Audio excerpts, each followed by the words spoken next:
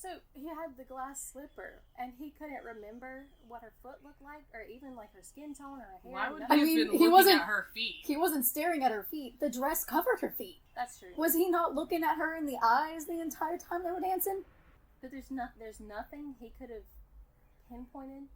I'm thinking. Like, did he not recognize her? Her hair was just up. Her facial structure did not change.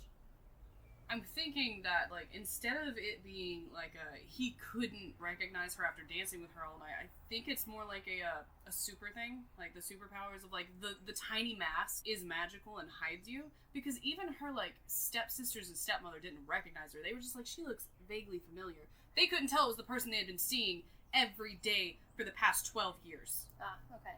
So, like, I think there was some mystical mumbo-jumbo included with, like, the magic dress and the hair and the slippers and whatnot. Like, enough to mask her to where she could have a good time and not get in trouble with the people she lived with. Can you imagine that shit? Like, someone just walks up to you and tries to put a shoe on your foot. And like, I'm just trying to see if you're the love of my life. The fuck? It also, like, it baffles me to the extent of, oh, we had one fun couple of hours together. Now we're gonna get married? Like, in the Disney version, the king was already trying to force him to get married. That was the reason for the ball. He had to choose a bride at the ball. Mm-hmm. And he chose Cinderella. So, like, for Cinderella, specifically, it makes sense. For any other Disney movie, you are not making sense. Like, fucking Little Mermaid? No. Like, you can't tell me you're in love with this man that you have never actually had a conversation with. Nope. They also don't tell you, like, on the honeymoon, when you finally get tired of, like, trying to pick where to eat together, and you start arguing. Like, it looks like happily ever after at the end of the movie, but then you actually have to live together. And this is why Shrek was so accurate.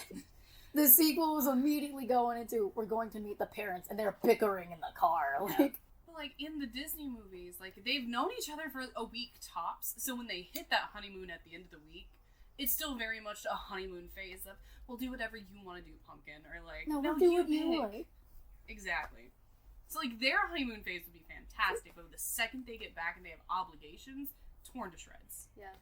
They will not make it. They'll get there just in time to be an old. I think Beauty and the Beast did a good job of kind of breaking that mold. Mm-hmm. Because the Beast did not want Belle to be free. He was just gonna lock her ass up, just like he did her dad. She trespassed, she's a prisoner. It was fucking Lumiere and Cogsworth that were like, give her a room. She is a guest. We don't want to be fucking furniture anymore. And so he was like, yeah, okay, cool. We'll put her in the one place far away from me so I never have to fucking see her. Mm-hmm. Yep. But then they were like, invite her to dinner. And he was like, fine. And then she didn't want to go because, like, obviously, he is a literal monster. And locked her up and her dad up. And the only reason her dad escaped is because she replaced him. Yeah, so, like, she was like, no, I don't want to live here. And he was like, come to dinner. And she was like, no. So they actually had to work on building some form of relationship, which came from him not being entirely heartless when she ran away because he scared her, and he goes and saves her from wolves. Yep. To which she tries to pay him back by mending his wounds, and they reach, like, a mutual understanding of, okay, we can coexist. And then an indeterminate amount of time happens. So you get a montage of a snowball of, like, snowball fighting with a fucking song that wasn't included in the original movie. Suddenly they're in love. But, like, they're not saying it. They're not just, like, immediately, like, swoon, I love you. No, like, it takes a near-death experience for her to be like, I may or may not have feelings for you. And he's like... But that could have been the near-death experience very much that brought that to light in the first place. Because, like, when you are in active danger, it makes your heart rush, much like it does when you are in love with someone. That's why people tend to fall in love with the people who rescue them from horrible situations. Fair. It's... Savior complex and love, it kind of intermingles with similar feelings. Yeah. But the Beast also was like, instead of Gaston, who, like, discouraged her from reading and women can't have ideas, the Beast was like, read it again. So he really liked her personality, and she was just kind of, like, learning to like his. Like, every time he made effort, she was like, that's nice. No one's ever done that for me before. He's making effort. Yeah. The bitch liked his library. I don't blame her. Same. You know what? If we could just, like, marry a guy who wouldn't really mess with us, and we just got access to, like, their entire library. And dinner? I would be willing to do some sister wife bullshit for a castle with a library. I don't give a shit. And dinner? Lumiere dinner? True, we get, like, fancy-ass dinners every single day, well-fed, roofs over our heads, books to read for endless days. Regardless, it's to be assumed that she was going to go back once she, like, found her dad and got him up to, like, not dying. But then there's, like, the little rose thing where the Beast is, like, watching the last petal fall, and he knows he's going to die, but he chose not to tell her that, knowing that she would stay. So, like, it's very much a good relationship for a Disney movie. Mm-hmm. It's better considering what they've had before. My mind goes back to Donkey. Oh, so you're a girl dragon. I love Donkey. Shrek was a really good... Yeah, it was. It was really good for, like, defining relationships. Mm-hmm. Because they were not... They were a hashtag enemies to lovers fic. Yep. They were. Like, both Dragon and Donkey and Shrek and Fiona. Although, like, I wasn't really somebody who grew up with Disney movies because of the... at least the Disney princess movies. I was. Like, I know I watched them at least once, but outside of that, I didn't really care much for them. I picked the movies that didn't have romance in them. I watched a lot of SpongeBob. I did see all the Disney movies, but I never was like, can we buy this? Can I get Disney dresses? I was always like, Scream for Halloween or Chucky. Like, I mean, I have seen them, but I was more of a SpongeBob gal. I was something bloody almost every year as a kid. Watched a lot of Pokemon. I did like Aladdin. I like their relationship. I think. Aladdin is one of those relationships that's not healthy. Do you Well, want to pick it apart? I mean, sure, it is the Disney one. Alright, here we go. So, like, Your entire relationship is built on a lie. your entire relationship not only is built on a lie, but is built on conflicting interests of she doesn't want to be in the palace, he doesn't want to be on the streets. There is no happy medium. She ends up stuck in that fucking palace for the rest of her life. The entire movie was about her having to pick a husband. And she wouldn't even become the Sultan. The husband would. And that's why he needed to be of noble birth. It didn't matter if she actually liked him. Her dad was just kind of like, please, have interest in someone that's not your tiger. And then there's, like, the entire shit with Jafar. But, like, Aladdin, A, proves that if you have a good enough face and you seem trustworthy, someone will trust you. It does not matter.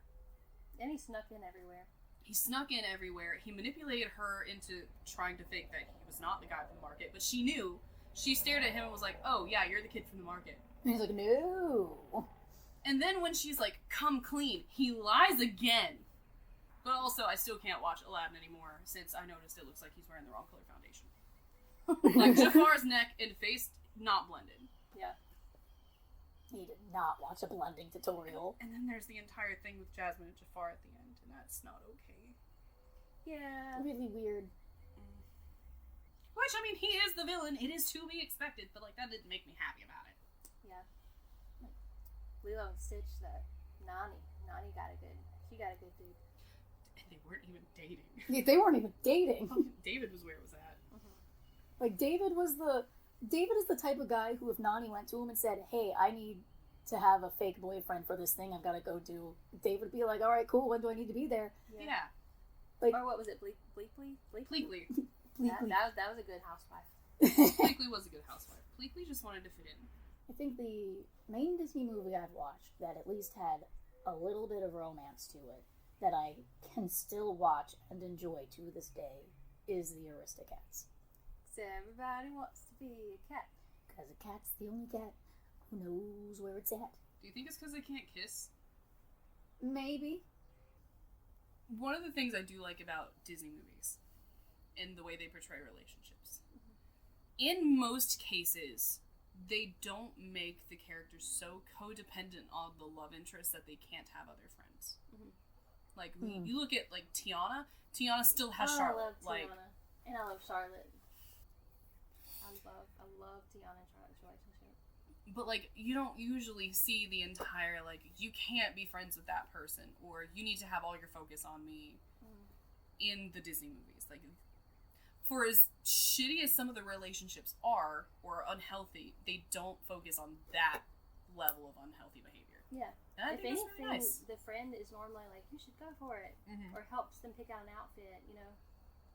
Or tries to protect them before they get together, but once they get together, they're like, oh shit, well, what are you gonna do now? Like fucking Phil and Hercules. Like, better make her happy, or else we'll kick your ass. Do we have any signing off words? Platonic love? I don't know. Value your friends. Platonic love is not less important than romantic love. Yeah, man. We have no sign off, so I just keep ending them like, fade out a little, music. if you become so codependent on your partner that you find you no longer have any friends or family that you can talk to, you may be entitled to cash compensation. You may be entitled to legal compensation. It's like, is this our sign-off? it's like the couple in Viagra commercials, like when they look really happy in the pool or in the swing, but it says may cause death. Everybody tell it bye. Bye. Bye. Bye.